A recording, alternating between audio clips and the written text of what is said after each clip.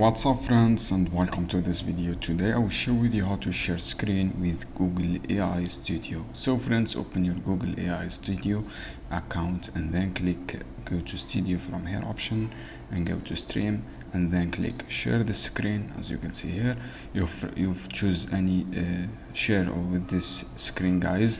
Choose Microsoft Edge Top or Windows, or for example this one. Click this one, click share, and then you will see use your mic from here.